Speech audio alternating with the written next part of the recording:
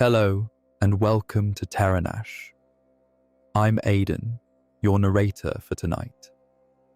Let's take this time together to step away from the rush of the day and ease into a world of dreams and wonder. Tonight, I'll tell you a story, one whispered through the dunes, carried by the wind, and tucked beneath the golden sands. It's called The Lost Kingdom of Drakar, a tale of mystery, music, and an ancient city hidden far beneath the desert. But before we begin, we'd love to hear from you. Where are you listening from? And what time is it as you settle in to hear this story?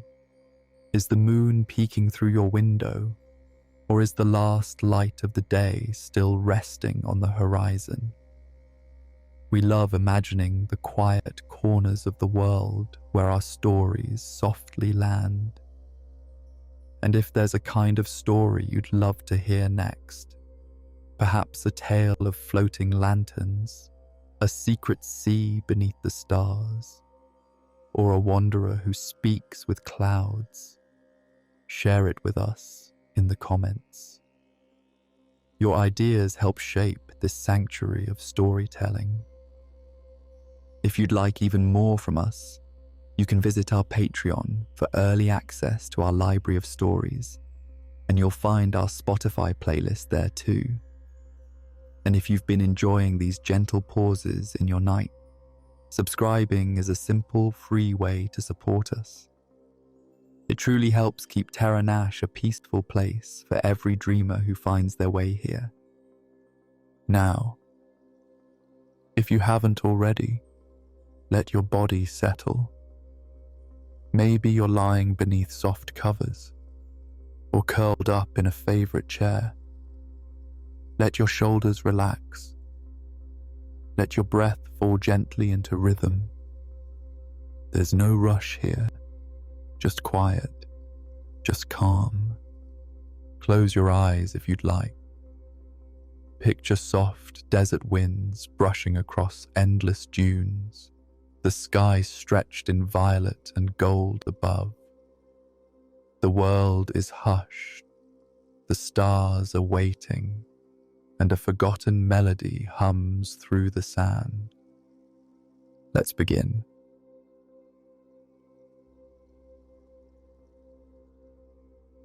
The wind moved gently across the saffron dunes, carrying with it the warmth of the day and the hush of something long forgotten.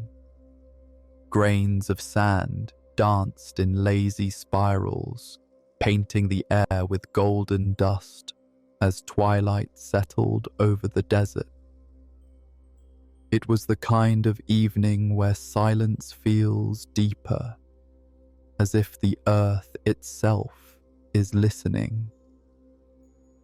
In the heart of this stillness, a young girl named Elira wandered just beyond the edge of her caravan. She was no stranger to the desert. Her people had followed the stars and the winds for generations.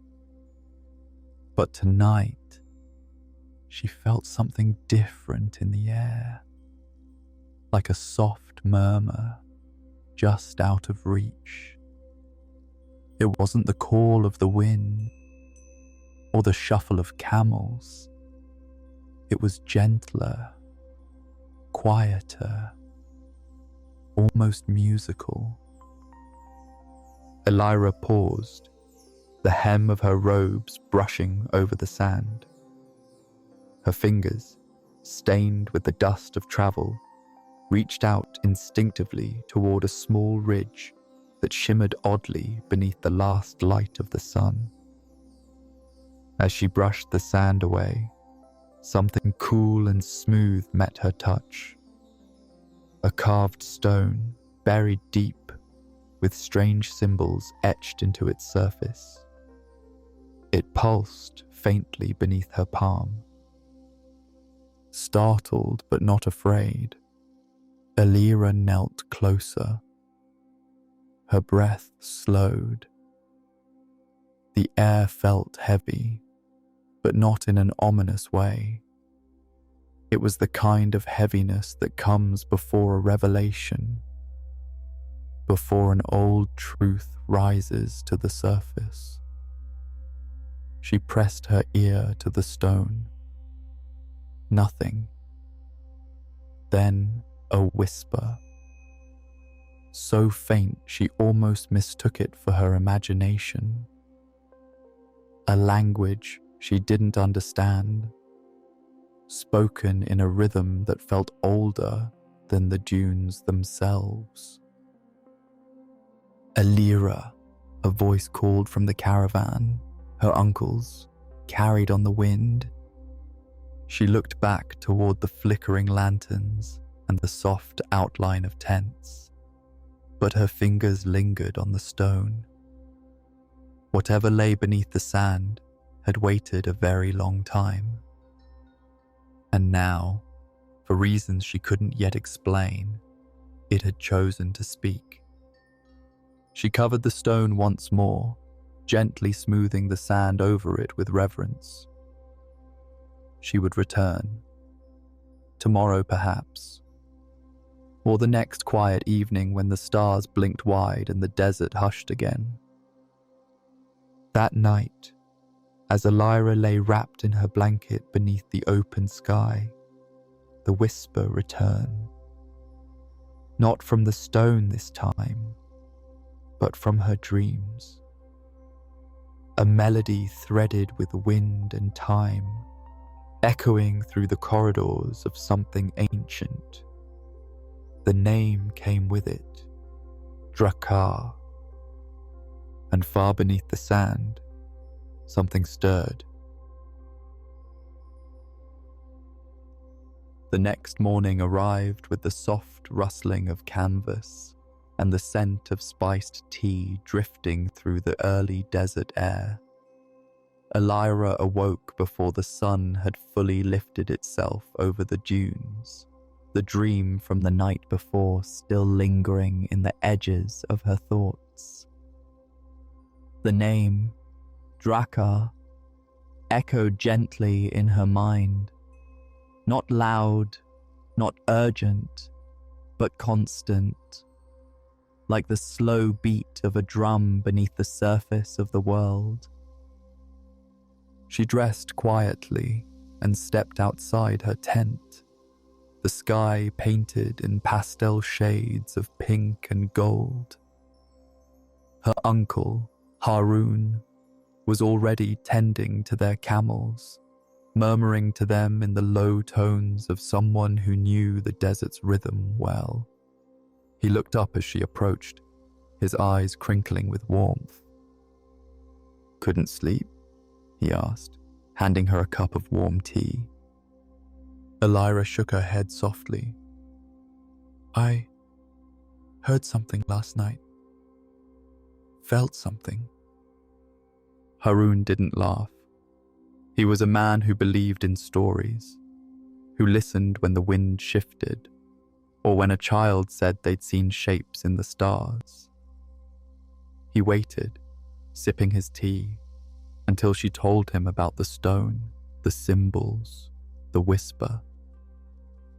To her surprise, he said nothing at first, only furrowed his brow and reached into a weathered satchel tied to his belt.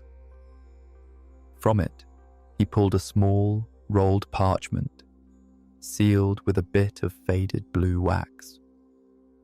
He held it out to her with both hands, as though it was something sacred.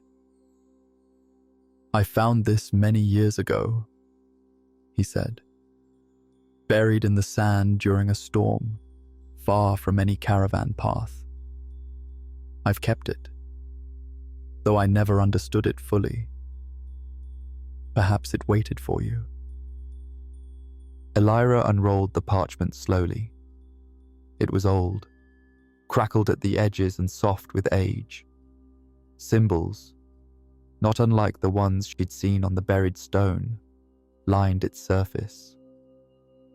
But it wasn't just a series of runes. It was a map. At first glance, It seemed to depict only a portion of the desert, marked with ridges, stars, and strange curves. But as she stared longer, the shapes began to shift in her mind, rearranging themselves not just as land, but as song, a flowing movement, a rhythm encoded in geography. "What is it?" she whispered. Haroun nodded toward the dunes. "A guide, perhaps, to something forgotten." That evening, as the sun dipped low once more, Elira stood again at the place where she had uncovered the stone. She held the parchment in her hands, the fading light of day catching its ink in gold and crimson. As she turned the map toward the horizon, a breeze swept over her skin. A trail of faint wind lifted a line of sand from the ground, and in that moment she saw it. An arc of scattered stones leading eastward, barely visible but unmistakable now. The map wasn't ink alone. It was connected to the land, whispering through wind and time. And as she stepped forward to follow the trail, she felt the story of Drakar unfolding not from the map, but from the desert itself, an invitation written in silence and song.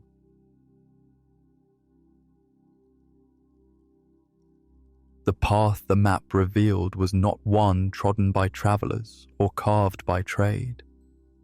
It twisted between silent dunes and narrow ravines, where even the wind seemed to lower its voice in respect. Elira walked with careful steps, her fingers brushing the parchment from time to time, as though its presence kept her anchored to something larger than herself. Behind her, the horizon shimmered with heat, and ahead, the world grew quieter. By the third day of her journey, the land began to change. The sand grew coarser, tinged with shards of black glass and smooth fragments of stone. The dunes gave way to scattered ruins, pillars broken and half buried, each marked with the same strange symbols she had seen on the stone and the map. Some were etched into the surface like language. Others seemed purely decorative, spiraling in patterns that made her heart beat faster without knowing why.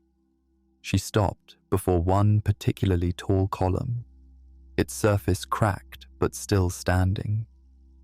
She pressed her palm against it.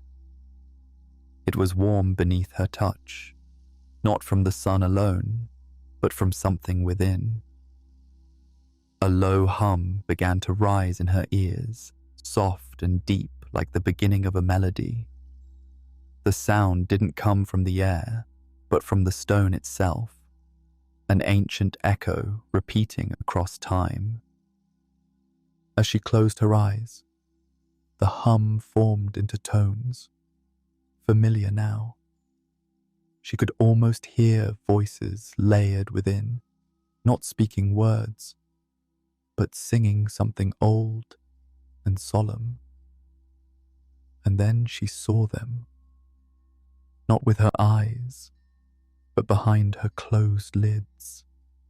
Figures robed in silver and blue, walking these very paths.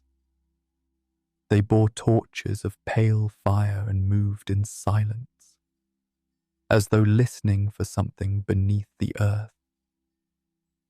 Elira opened her eyes.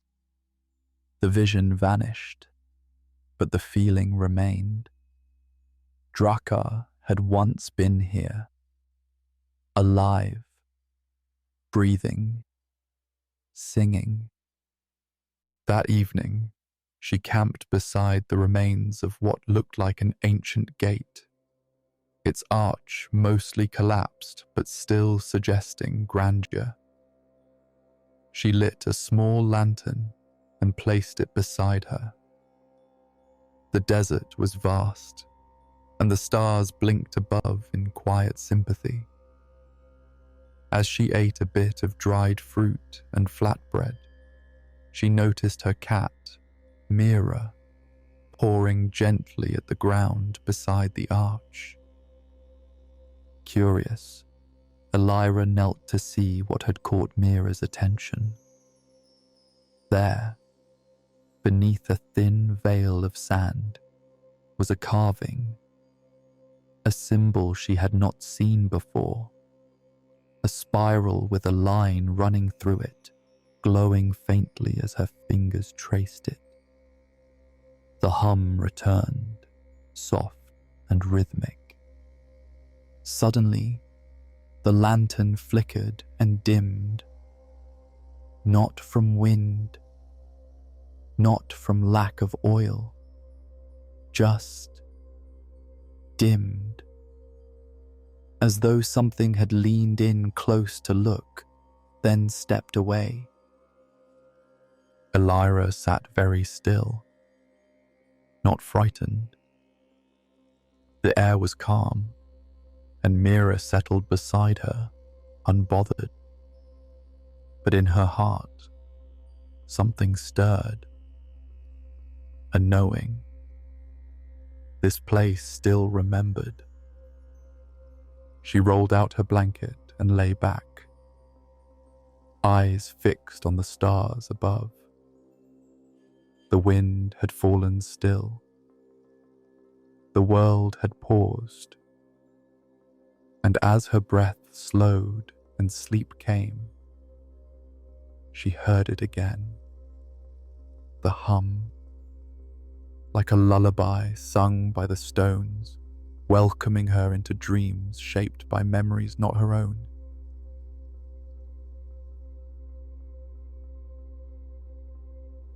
Elira awoke before dawn, the stars still faintly shining overhead, and the air cool with the hush of early morning. Mira was curled beside her, tail flicking in her sleep. The ruins around them seemed frozen in time, as if the very desert was holding its breath. And yet, something was different. The silence was no longer empty. It was full of presence, full of watching, full of waiting. She sat up slowly, rubbing the sleep from her eyes, and caught sight of something that hadn't been there the night before.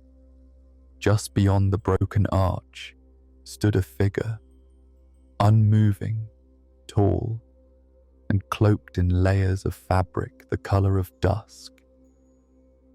It didn't approach, didn't speak, only stood at the edge of her vision like a statue made of wind and shadow. Mira stirred then, blinking awake, and gave a soft trill of warning. Elira rose carefully, heart calm but alert. She stepped forward, and the figure shifted, only slightly, but enough to show it was not some trick of the stone or the rising light. When she was close enough, she saw the face beneath the hood. It was ancient and ageless all at once, with eyes that shimmered like mirrored sand, reflecting the world without revealing their own depths. "You have heard it," the figure said softly, the voice deep and smooth like river stones in a stream. "The song of Drakar." Elira nodded, unsure how to respond. The figure tilted its head. "Then you have been called." "I don't know why," she admitted. but I feel it. Something beneath the sand is awake. The figure reached beneath its cloak and drew out a smooth stone pendant, suspended on a thread of woven silver. Etched into the pendant was the same spiral and line symbol Elira had uncovered the night before. The figure held it out to her. This was meant for the one who listens. It has waited longer than you can imagine. Elira hesitated before accepting it. The moment her fingers touched the pendant, a wave of warmth spread through her chest. Not hot, not painful, just deeply present. It was as if something had settled into place within her, like a key finally turned in a silent lock. The Guardian, she could think of no other name, watched her with serene eyes. Drakar was never truly lost. It sleeps, and only one with the gift of listening can awaken its heart. "Why me?" she asked. "Because you listened when others forgot how." With that, the figure stepped back, becoming less defined in the rising light. The wind stirred, lifting dust into the air, and when it cleared, the Guardian was gone. No footprints marked the sand. No sign of their presence remained, but the pendant around Elira's neck, now faintly pulsing with a quiet rhythm that matched her own heartbeat. She looked toward the east, where the map indicated the next leg of her journey would begin. A stretch of empty land marked with a single glyph, the Eye of Stillness. It was said in the old myths that this place once housed the Watcher of Drakar, the being who stood guard over its secrets. As the sun finally rose above the horizon, Elira packed her things with a calm steadiness. The fear she might have felt had melted into something deeper, a knowing, an acceptance, and a quiet strength. She was no longer just a traveler. She was becoming part of the song. And with Mira padding beside her, the pendant warm against her chest, she set out once more, toward the silence, toward the stillness, toward the awakening heart of a kingdom buried beneath the sands. The journey to the Eye of Stillness took Elira across a landscape that seemed to breathe with memory. The sands no longer felt lifeless. They whispered under her boots, hissing softly with each step, as though recalling footsteps long vanished. Mira trotted ahead, pausing often to sniff the air or glanced back, her ears alert to something Elira couldn't quite hear, but sensed all the same.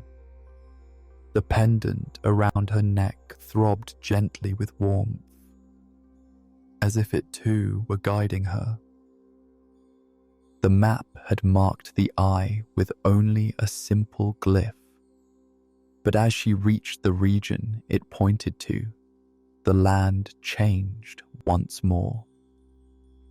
The dunes began to sink and rise in unfamiliar patterns, forming a strange spiral depression in the earth. From a distance, it looked like the hollow of an ancient crater, its floor hidden by layers of soft golden sand. At its center stood a single, half-buried stone ring, perfectly circular, carved with symbols so delicate they caught the light like veins of silver. Elira approached cautiously. The moment her foot touched the slope of the spiral, the wind died completely. Not a single grain of sand stirred. Even Mira stopped moving, ears flattened, crouched low. The silence was absolute, like the moment before a breath is drawn.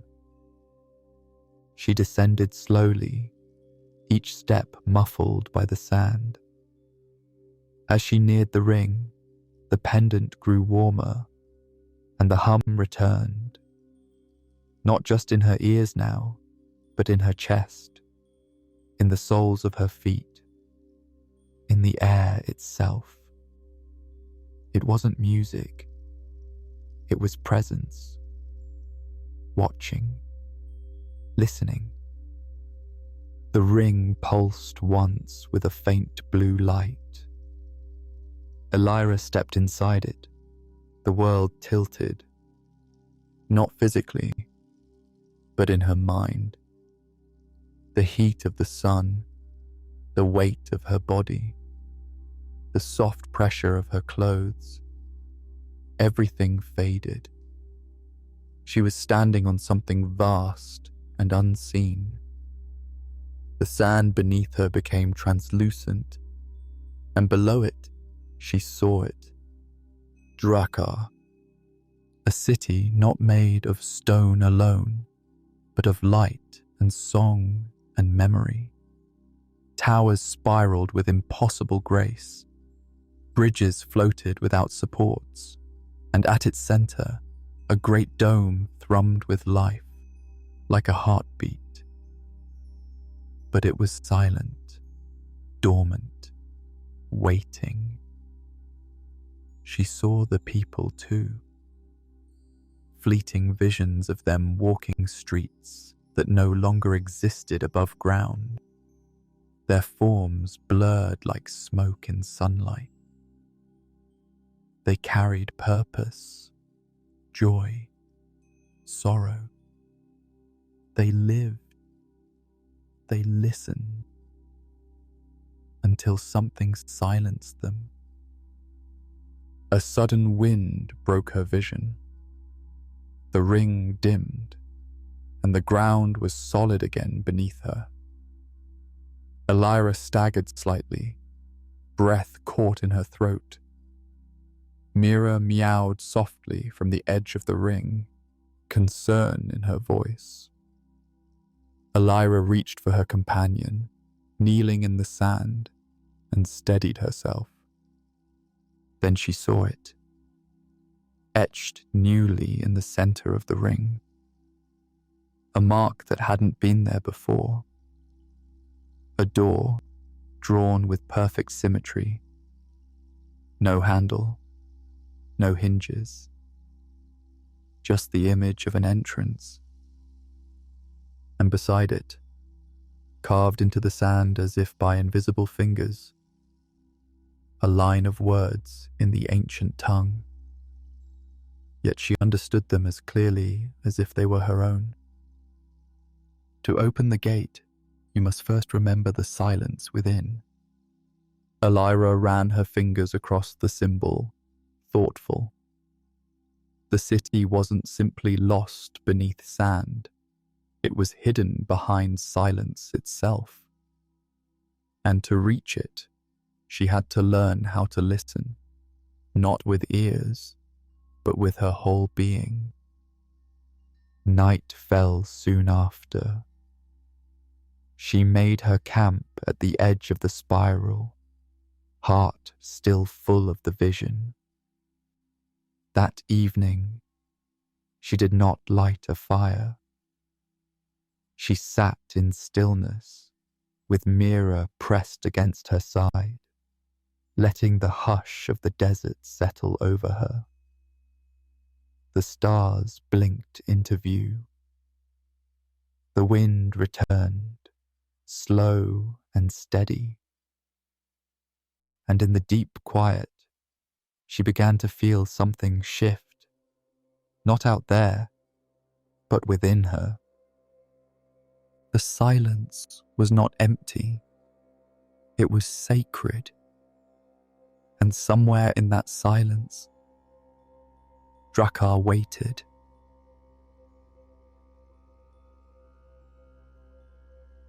The morning arrived gently, brushing Elira's face with soft golden light and stirring the sand in tiny ripples around her.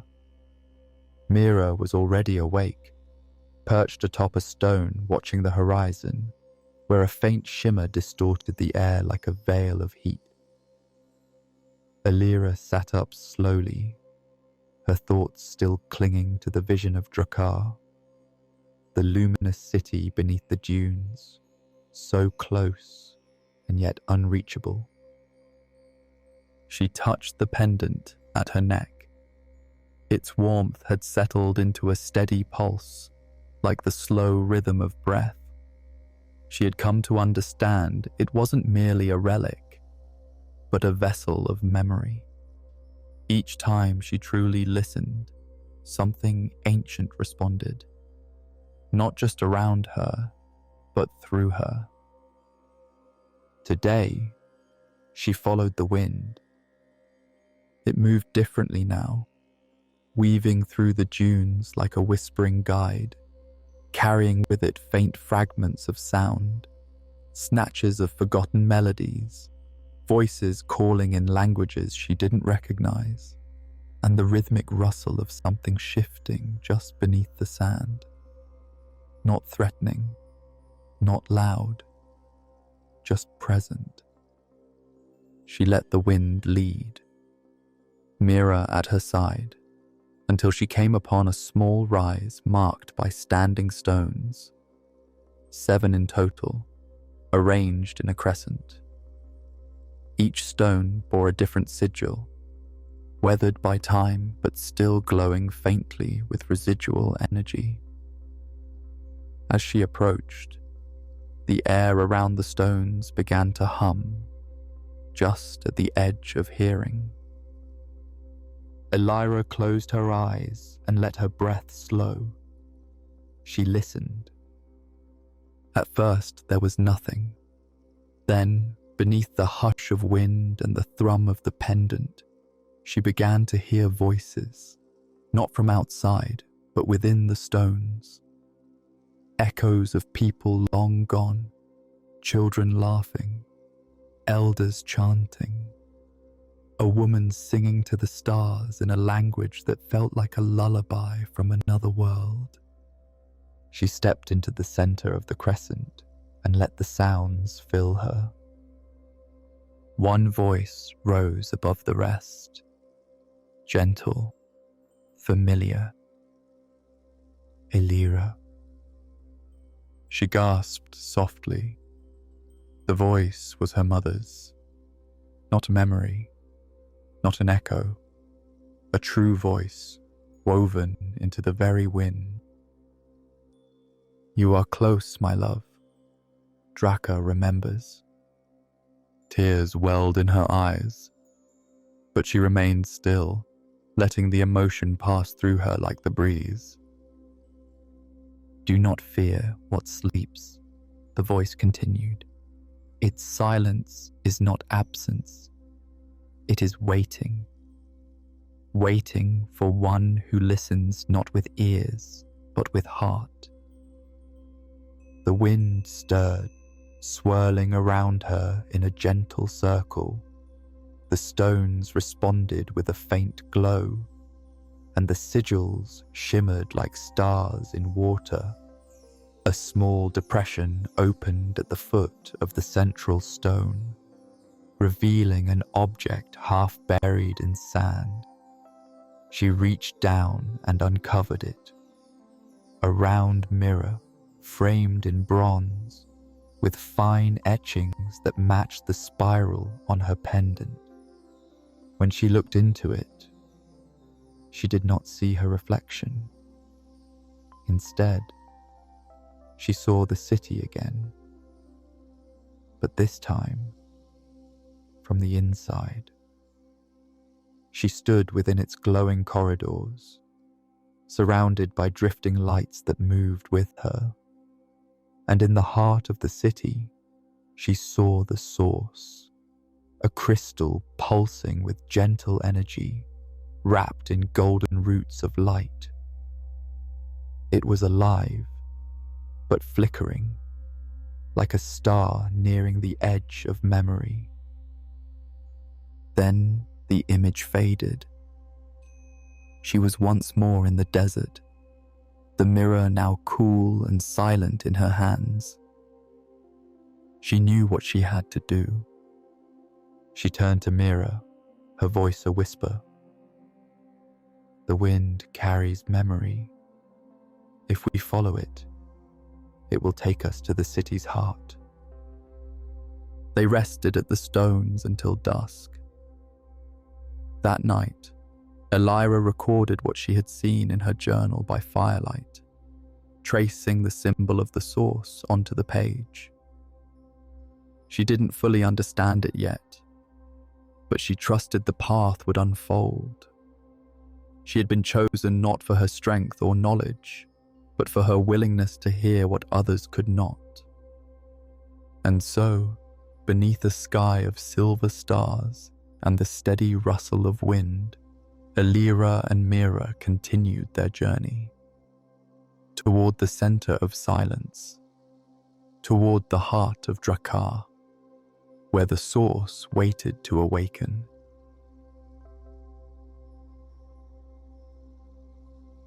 The next morning, the desert seemed to stretch endlessly before them. The air was heavy with stillness, yet Elira felt a sense of urgency in her chest, a quiet tug that grew stronger the closer they got to the heart of Drakar. The landscape had subtly shifted overnight. What had been a flat expanse of sand now seemed to undulate, as if the earth itself were stirring beneath the surface.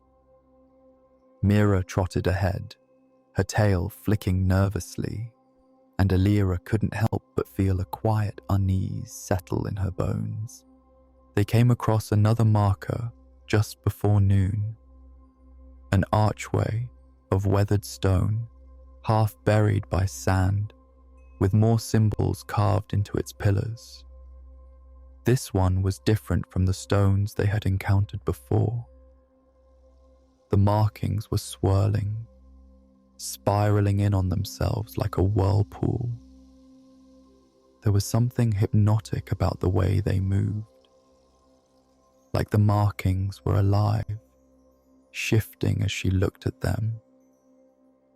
Without a word, Elira stepped forward, her heart pounding in her chest. The pendant at her neck grew warm again, pulsing steadily, and the faint hum from within the sand seemed to vibrate in response to her presence. As she approached the arch, she reached out a hand, her fingers brushing against the stone.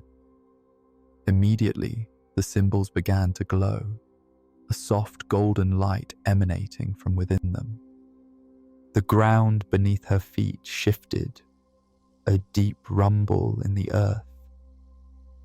She looked around, trying to steady herself, but the air seemed to bend, swirling as though reality itself was warping.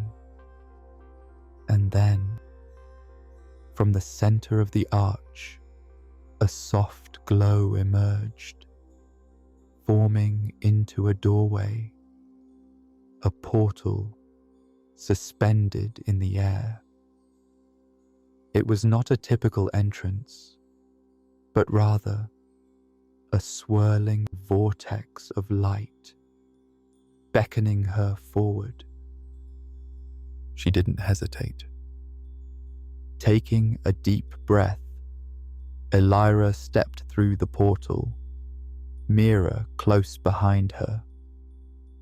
The world spun around her as if she were caught in a storm of shifting sands. But the feeling wasn't disorienting. It was soothing, like being carried by a gentle breeze. Time seemed to stretch, and as the sensation ebbed away, Elira found herself standing in a new place. The landscape before her was nothing like the desert she had known. She stood now on a stone platform, surrounded by towering pillars of light that arced toward the sky, casting long shadows over the land. Beneath her feet, the ground pulsed with the same rhythm as the pendant. The air was cooler here, a soft mist drifting through the space, and the faintest melody hummed in the distance. This place was not of the world she knew. It was the threshold, the place between the waking world and the dreams of Drakar. She could feel it in her bones, the deep sense that she was standing on the edge of something ancient and powerful. Ahead of her stood another figure, a shadow cast by the pillars of light. It was a being of elegance, wrapped in robes of shimmering fabric, its face hidden beneath a veil of gossamer threads that fluttered like whispers in the wind. The figure raised a hand in greeting, and though its movements were slow and deliberate, there was a profound grace in every gesture. "You are close," the figure spoke, its voice a soft echo, resonating deep within her chest. "But the gate to Drakar is not opened by force. It is opened by those who understand the dream of the city. And you, Elira, must dream with it." "Dream?"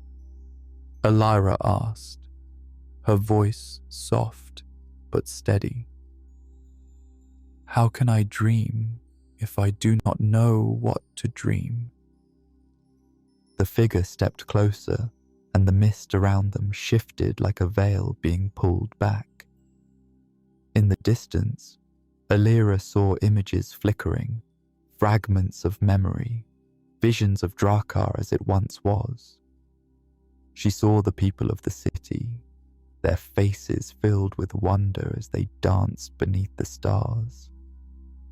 She saw the great domes and the spiraling towers, the bridges that floated above the ground.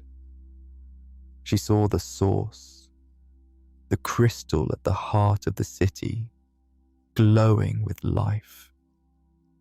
"You must feel the city, Elira," the figure said.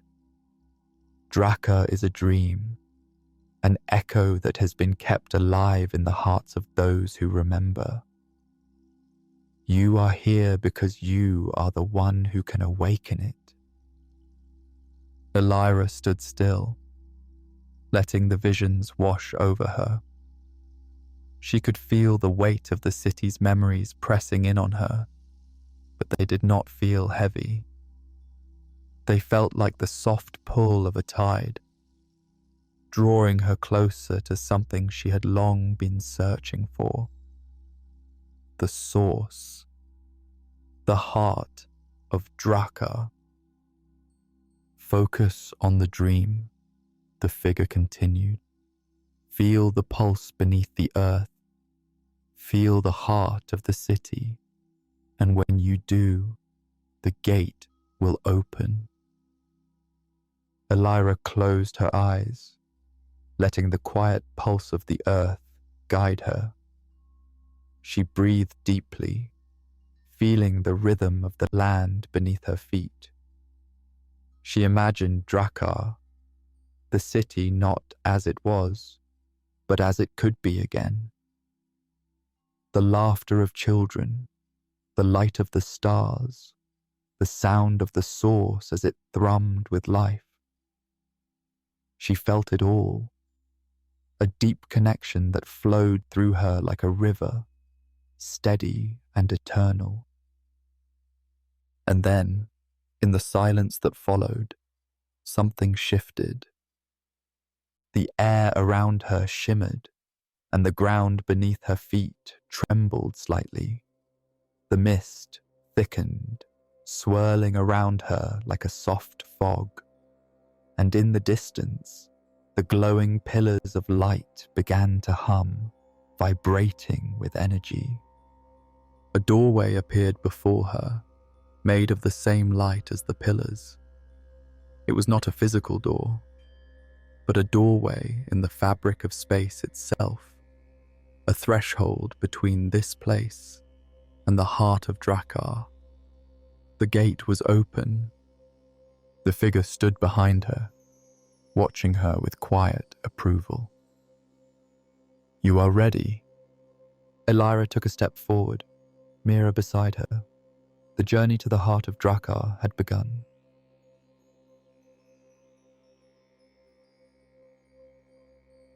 Elira stepped through the glowing doorway, her heart racing with the weight of what lay ahead. Mira walked close by her side, sensing the change in the air. The mist thickened around them, a gentle fog that clung to the edges of her vision, and the ground beneath their feet felt soft, like walking on a dream.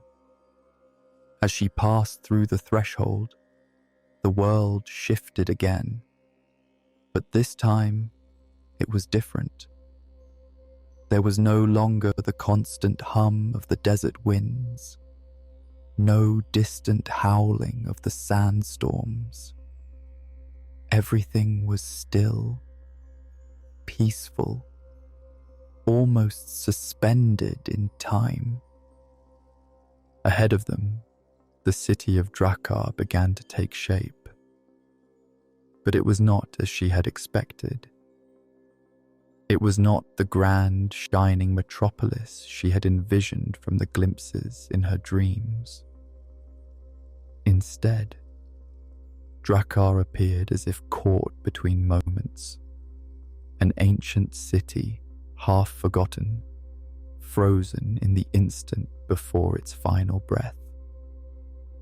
The buildings rose from the ground like forgotten monuments, their stone walls cracked and worn by the passage of time. Faint glimmers of light pulsed within them, like the last remnants of a once vibrant soul. The streets were empty, save for the shadows that seemed to stretch across the city like fingers reaching for something long lost. There were no people here, no signs of life. The air was thick with silence, and the only sound was the soft echo of her footsteps as she made her way deeper into the heart of the city. The pendant around her neck pulsed once more, guiding her toward the center of Drakar. She followed the pull, and with each step, the city seemed to shift and change around her. The shadows grew longer, and the mist deepened, swirling like smoke in the dim light. Elira felt a deep sense of longing in the air, as if the city itself was waiting for something, or someone, to awaken it. And then she saw it. In the center of the city, rising above the ruined buildings, stood a structure unlike any she had seen before. It was a tower, its surface covered in ancient runes and symbols that glowed faintly with an ethereal light. The tower stretched high into the sky, its tip disappearing into the clouds above. But it was not the tower itself that held her attention. It was what lay at its base. At the foot of the tower, nestled in a pool of soft golden light, was the source. It was a crystal, but not like any crystal she had ever seen. It was massive, larger than any stone she had ever held, and its surface shimmered with an inner light that pulsed in time with her heartbeat. The crystal was surrounded by a ring of roots, golden tendrils that seemed to be growing from the earth itself, wrapping around the crystal as if they were trying to hold it in place. The air around it hummed with energy, and Elira could feel the power radiating from it, calling to her, beckoning her forward. She approached cautiously, her footsteps slow and deliberate. Mira stayed close by her side, her eyes wide as she looked up at the towering crystal. Elira reached out, her hand trembling slightly as she neared the source. She had come so far, and yet she could not help but feel that the journey was only just beginning. She had found the heart of Drakar, but she still did not know the full extent of what it would require of her. As her fingers brushed against the surface of the crystal, a surge of energy coursed through her, and the world around her seemed to shift.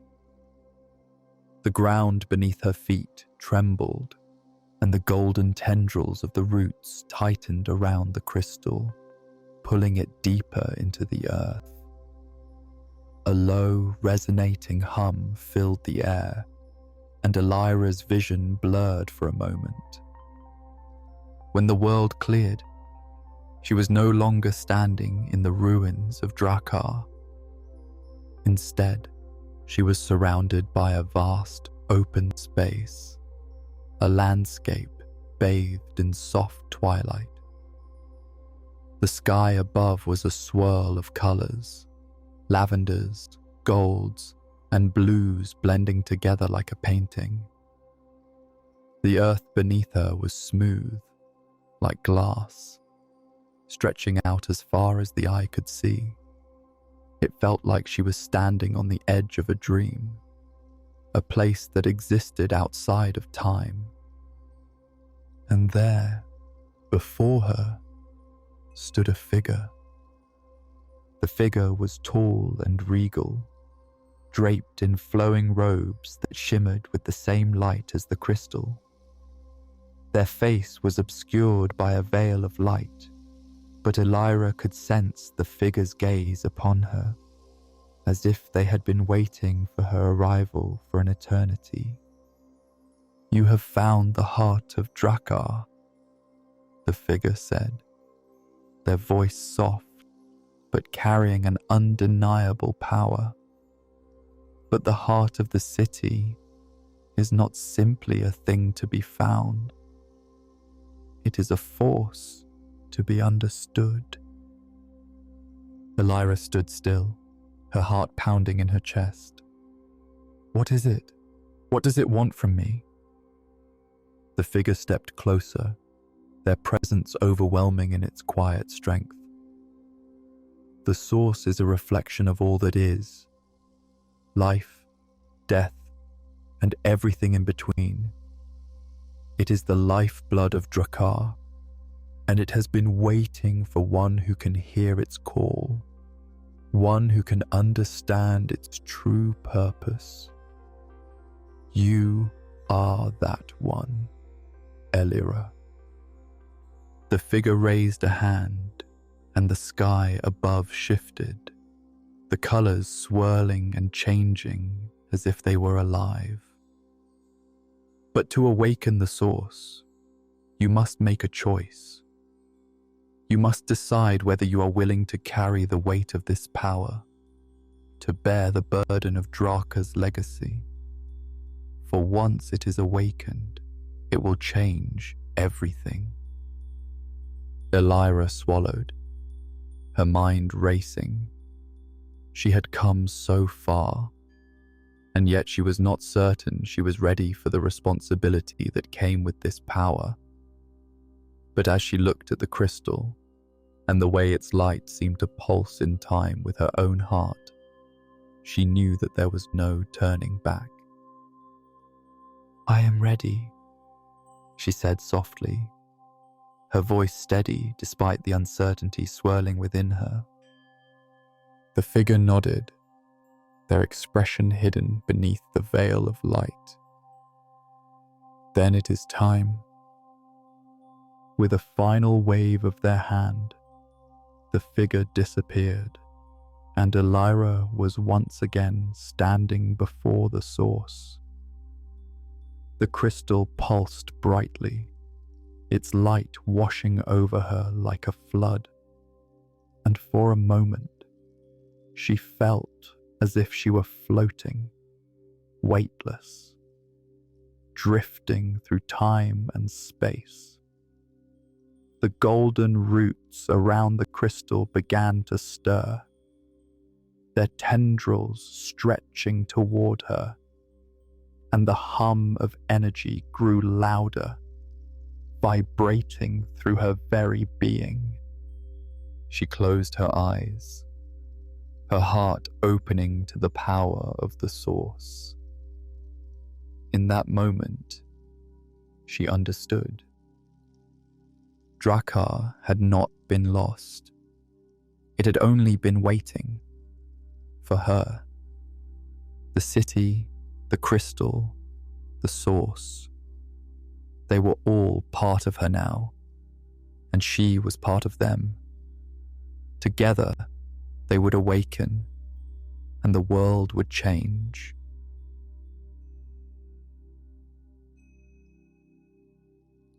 Elira stood before the source, her hands outstretched, the golden roots wrapping around her like ancient tendrils of forgotten magic.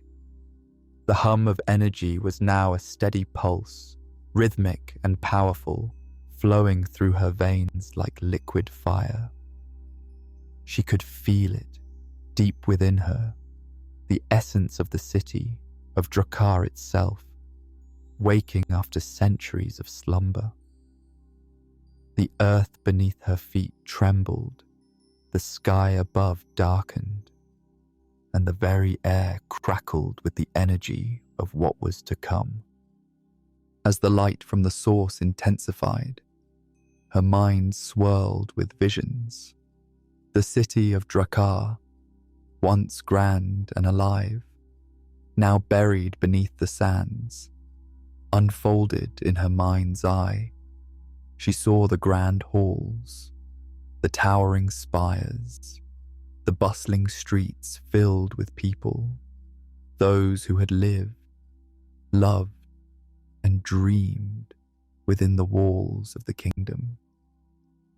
She saw its rulers, wise and strong, their faces etched with purpose, their hands guiding the city toward an unknown future.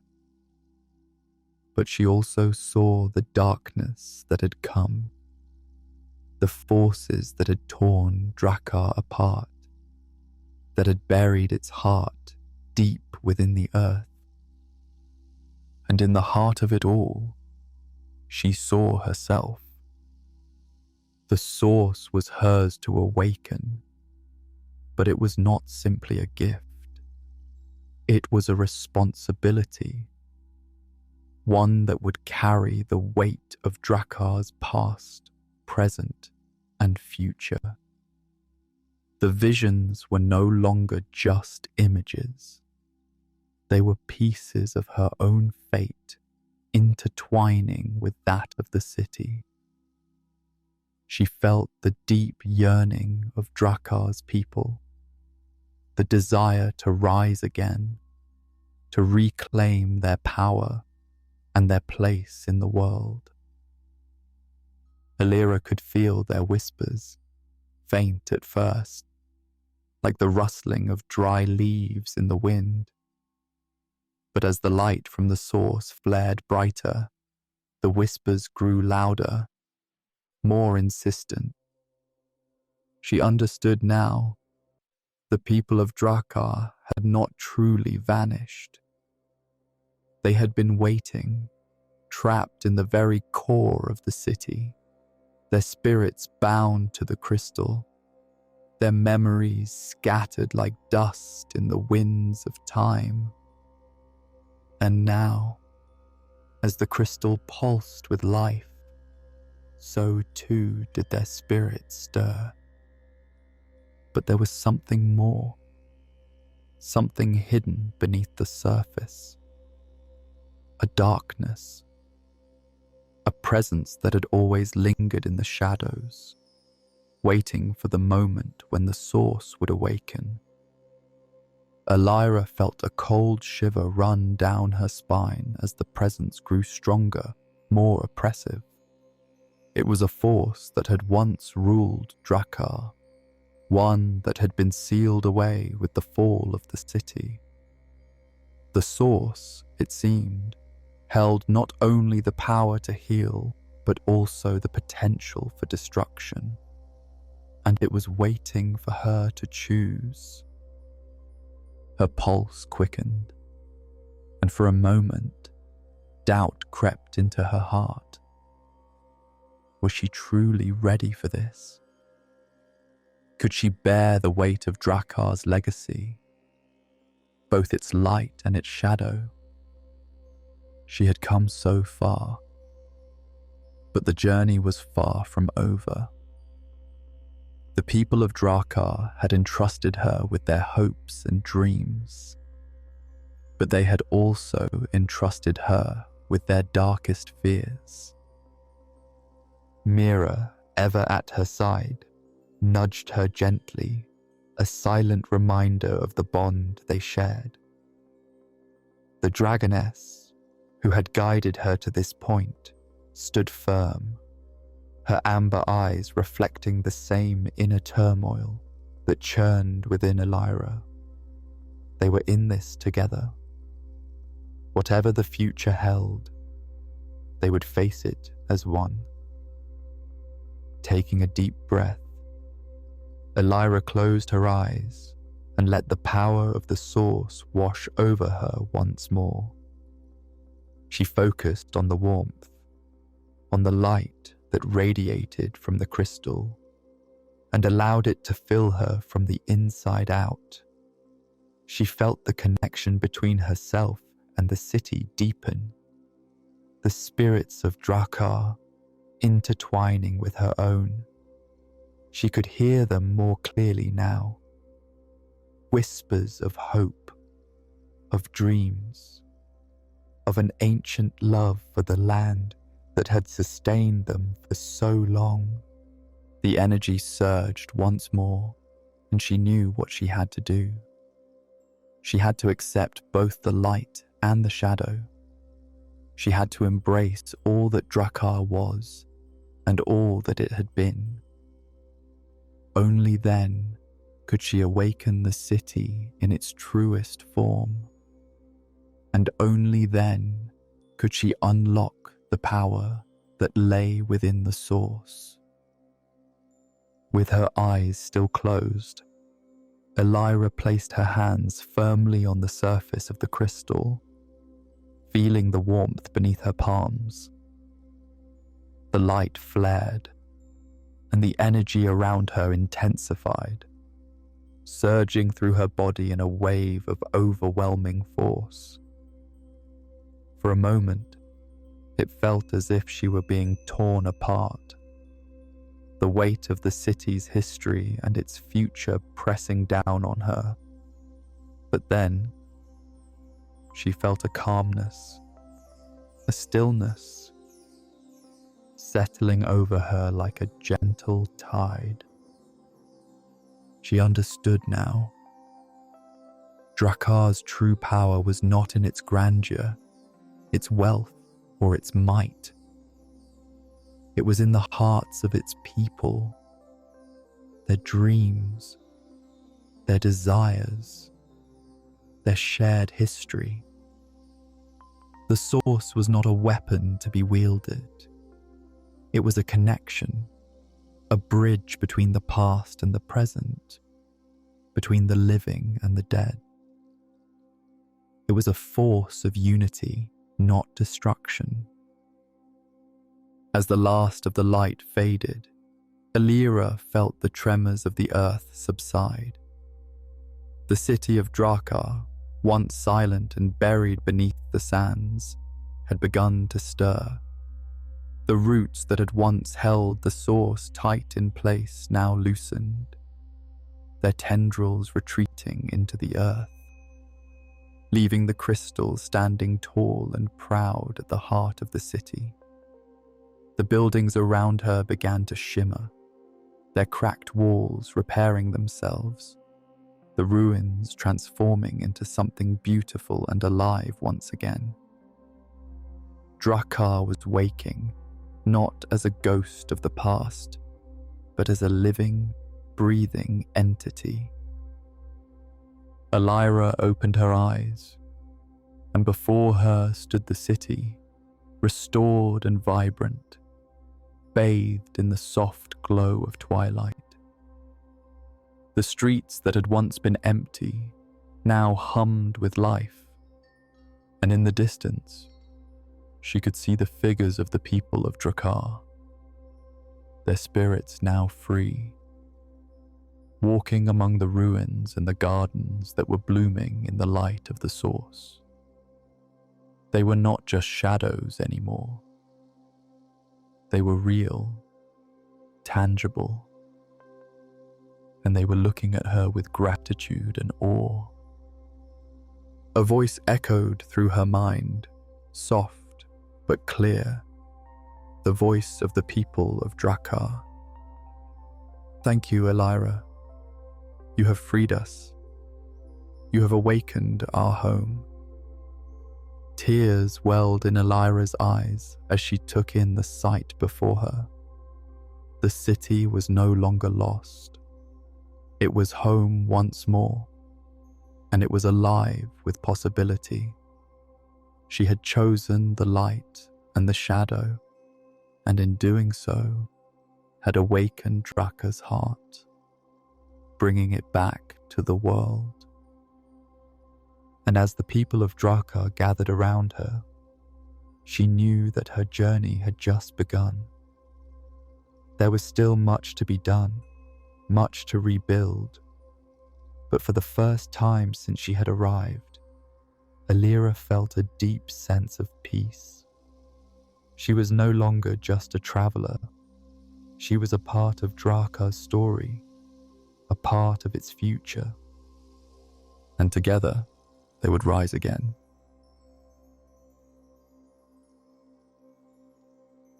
The city of Drakar, now bathed in the soft light of the source, was more than just a place. It was a living memory, a testament to the strength and spirit of its people. The streets that had once echoed with silence now hummed with laughter and conversation. The air was filled with the scent of blooming flowers, the soft rustle of leaves, and the distant songs of those who had once called this place home. Alira stood at the heart of it all, a quiet smile on her face as she watched the city come to life. She had not done this alone. Mira, her dragon companion, was by her side, her wings folding gently as she observed the transformation alongside Alira. The bond they shared had been tested, but it had only grown stronger through the trials they had faced. They had awakened Drakar, but they had also found something deeper within themselves, a sense of purpose, a calling that extended beyond the city's restoration. As Alira walked through the city, she saw the people of Drakar, both those who had once lived here and those who had emerged from the depths of the earth, freed by the source. They were rebuilding, restoring what had been lost, and weaving the threads of their lives into something new. The city was not the same as it had been before. It had evolved, grown into something that held both the wisdom of the past and the hope of the future. The rulers of Drakar, once distant and regal, now walked among the people, their once towering forms, now humble and grounded. They too had been awakened by the source. Their memories and powers returned. But they were no longer the distant leaders they had once been. They had learned, just as Elira had, that true leadership came not from power or control, but from understanding and compassion. In the heart of the city, at the foot of the grand crystal that had once been the city's lifeblood, a new council had formed. It was not led by one ruler, but by many, by the voices of those who had lived through the city's darkest times and those who had emerged to witness its rebirth.